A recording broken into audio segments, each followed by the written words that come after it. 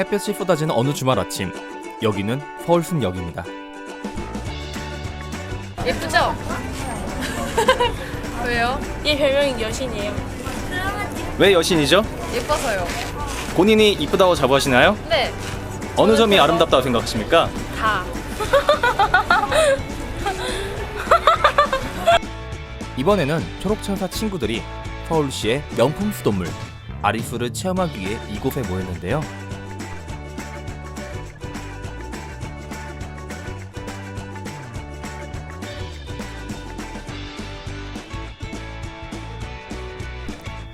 오늘 우리가 갈 곳은 뚝도 아리수 정수센터. 알면 알수록 더 맛있는 아리수 이야기 지금 시작합니다.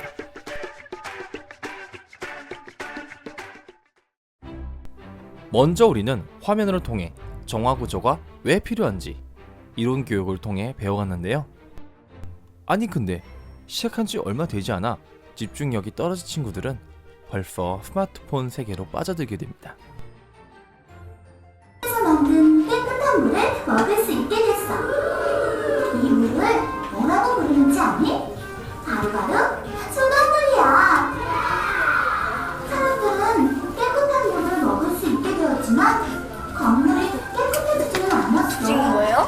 우리 가족이 지금 이게 실시간으로 계속 수치가 변하고 있어요. 그래서 4인치에서 5인치 사이가 어떻게 됩니다. 연중 대부분 그런데 그러니까 이제 끌어들여 인물을 끌어들여서 5,000m 떨어진 저 정상으로 옵니다. 오면은 제일 먼저 처리하는 게 요 과정에서 약품을 집어넣습니다. 약품을 응집약품이라 해서 물속에는 지저분한 그 성분들이 좀 녹아 있잖아요. 녹아 있는 걸 없애기 위해서 약품을 집어넣으면 이것들이 덩어리를 만들어요. 덩어리를 만들어서 덩어리를 없애주는 게 이제 정수 처리하는 과정인데, 그래서 약품을 집는 필터 필터라고 생각하시면 되는데, 여기서는 노래가 있어요. 지금 여기가 네 가지인데 입구에 모여 아리수가 어떻게 만들어지는지 한눈에 볼 수 있도록 만들어 놓은 곳에서 우리는 깨끗한 물을 마실 수 있다는 걸 다시금 깨닫게 되었습니다.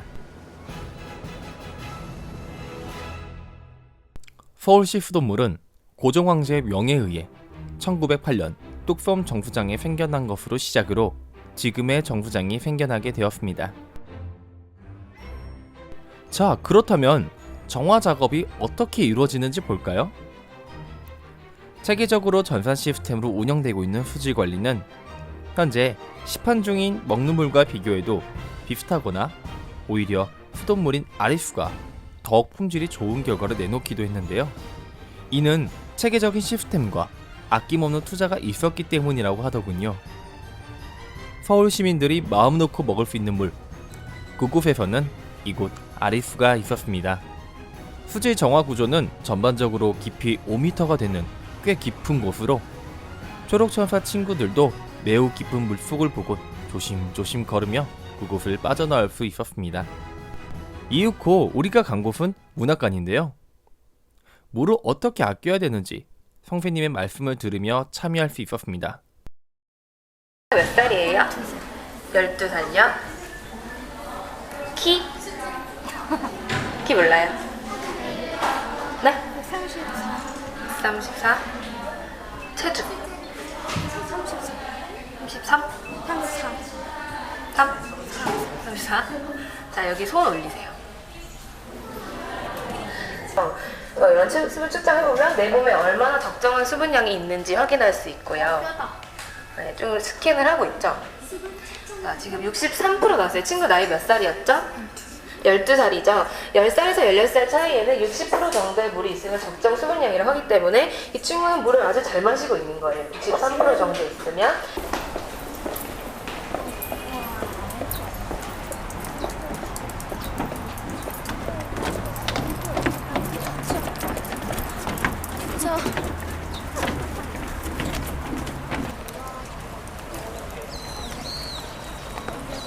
하는 길에 물장수 아저씨 봤죠? 네, 실제로 본 적 있어요 혹시? 실제로 본 적 없죠? 지금은 왜 물장수 아저씨가 없냐면 집에서 수도꼭지만 쓰면 물이 나오잖아요. 항상 깨끗한 물을 마시고 사용할 수 있지만 예전에는 집집마다 수도가 없었기 때문에 저런 물장수 아저씨가 시냇가나 우물마을에서 물을 떠오면 깨끗한 물을 사서 사용을 했습니다. 그럼 여기 앞에 보이는 지도 보여드릴게요. 여기 경성수도 일반 평면도라고 적혀 있어요. 이 지도는 1920년대 시가지, 서울 시가지 배수를 보여주고 있습니다. 네, 앞에 보시면요. 여기 이렇게 물길이 보이고 있죠. 여기 밑에 물이 시작되는 곳이 우리가 있는 속도 수원지 제1정수장입니다. 여기가 제일 최초의 정수장이었고요. 여기부터 물이 정수가 돼서 올라가면 저기 등고선이 있는 대현산 배수지에서 서울 중심지까지 물을 보냈다고 합니다. 그래서 여기 파란 선 있는 데가 을지로 5가예요. 이렇게 해서 사대문 안에 남대문, 동대문, 서대문까지 물이 골로 퍼질 수 있게 초기에 수도가 이렇게 만들어져 있었습니다. 총 3줄밖에 없었죠. 네, 사대문 안이 예전엔 서울 안이라고 생각했는데 유일하게 이 초록색 선만 저기 밑에 용산구까지 내려가 있어요. 이 선이 왜 혹시 밖으로 나가 있는지 아시겠어요? 1920년대였고 용산구에. 왜냐면 그때는 일제시기였기 때문에 일본군 기지가 저기 아래에 있었어요. 그래서 한국인을 위해서가 아니라 일본인을 위해서 이렇게 선이 내려가 있었던 거죠. 그래서 예전에는 사대문 안에만 서울이라고 했었기 때문에 사대문 안에 있는 양반들만 특히 물을 마실 수 있었습니다. 그래서 지금 예전에 배수지, 수도를 보여주고 있고요. 여기 뒤에 보면은 펌프가 있죠. 여기는 송수 모터 펌프라고 부르는 것이고요. 이 펌프를 이용해서 여기서 정수된 물을 만들면 이 펌프로 서울 중심지까지 물을 보내는 힘을 만드는 거예요. 이 힘을 만드는 원료는 석탄이었어요. 네, 석탄 이용해서 전기를 만들고 물을 보내는데 여기 친구들 지금 깔고 앉아있는 밸브, 여기 똑같은 밸브예요. 밑에 밸브 실제로 사용되었던 밸브이고요. 이 밸브는 역지 밸브 또는 역지변이라고 불렸는데 예전에 석탄으로 전기를 만들었기 때문에 정전이 나거나 고장이 나는 경우가 좀 종종 있었어요. 그럴 때는 물이 역류하거나 고장이 날 위험이 있었겠죠. 그래서 직접 손으로 밸브를 잠궈서 물의 양을 조절했습니다. 지금처럼 자동화가 되지 않았기 때문에 사람들이 모든 기계와 밸브를 조작했었습니다. 상당히 힘들었겠죠. 그래서 이렇게 아저씨 모형도 만들어 놓고 실제처럼 예전에 사용했던 그대로 바닥에 묻어두고 지금 전시를 하고 있는 겁니다. 이거는 목소리가 울리기 때문에 너무 떠들면 안 돼요. 자갈이 이렇게 깔려 있어요. 보통 75cm 모래, 25cm 정도 자갈이 깔려 있고 계속 교체를 해줬는데 여기 오른쪽에 사진 보이죠? 아저씨들이 직접 이 모래를 한강에서 가지고 와서 모래를 교체하는 작업을 꾸준히 해줬다고 합니다. 자, 이쪽으로 오시면요. 여기 이렇게 창문이 있어요. 이 창문이 왜 있었을까요? 어두우니까. 그렇죠. 어두우니까. 물이 계속 흐르고 있기 때문에 전기시설이 어려웠어요. 그래서 빛을 받기 위해서 있었고 또 환기를 하기 위해서 아까 제가 얘기했죠. 환기를 하기 위해서 창이 있었는데 지금은 창이 몇 개 안 보이지만 총 84개의 창이 있었습니다. 그 정도 창이 있어야 이 안에 있는 모래를 교체하는 작업도 좋았고 환기를 하기에도 질문인데 네, 질문하세요. 채워져 있던 거예요? 네, 물이 다 채워져 있어요. 저기 눈금 있는 데까지 물이 차 있었습니다. 지금도 사용할 수 있는데 수요를 만족시키기 위해서는 완속 여과지가 아니라 급속 여과지로 바뀌었고 완속 여과지 속도는 하루에 4m 정도의 속도였고요. 급속 여과지는 하루에 150m의 속도로 물을 여과시키고 있습니다. 네, 친구들 지금까지 전시회를 마치고요. 이제 교육 활동하러 갈 건데요. 두 줄로 서서 교육실로 이동하겠습니다.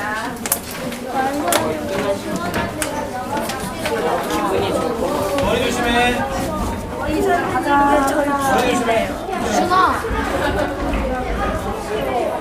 독특한 모양으로 색칠까지 해가지고 이렇게 꾸몄는데요. 이렇게 우리 친구들이 생각하기에 좀 개성이 드러나게 자기만의 이제 모습이 드러날 수 있는 그러한 모습의 물필이를 만들어 주실게요. 자, 지금부터 시작해 주세요. 진짜 주는 거예요? 진짜 주는 거예요. 그러니까 자기 집에 가지고 가서 집에다가 놔둘 거니까요. 멋있게 한번 줄무늬를 그리셔도 되고요. 전방에 무늬가 있는 친구를 그려줘도 되고요. 눈썹을 휘날리고 있거나 코털이, 콧수염이 난 친구도 있을 수 있겠죠. 네, 저는 뚝도 아리수 정수센터 운영과에 근무하고 있는 신장환입니다. 수돗물 처리 과정은 원수에서부터 송수까지 이렇게 이루어지는데 주로 한강물을 끌어들입니다. 그래서 약품 처리를 해서 침전지에서 덩어리를 침전시키고 그리고 그 물은 다시 여과지로 가서 미세한 덩어리들 여과지에 걸리는 작용을 합니다. 저희 뚝도 정수장 직원들은 항상 최선의 수돗물을 만들기 위해서 최선의 노력을 다하고 있습니다. 네, 수도박물관 구담비입니다. 저 오늘 아이들을 전시 해설하는 걸 맡아서 했고요. 물과 환경 전시관, 수도박물관 본관, 그리고 완성 여과지까지 설명을 드렸습니다.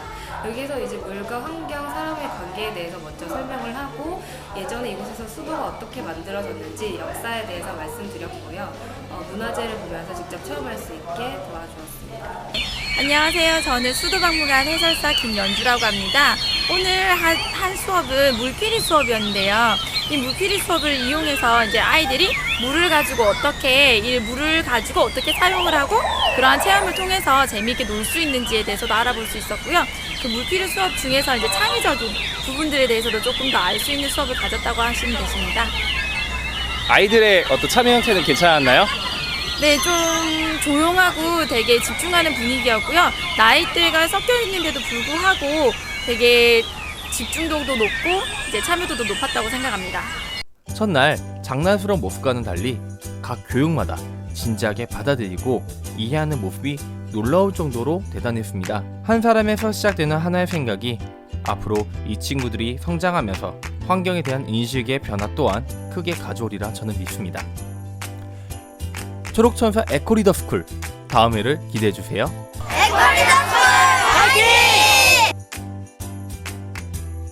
이 프로그램은 녹색 소비자연대 전국협의회가 주최하고 소니코리아가 지원하며 투라인 인터내셔널이 주관합니다.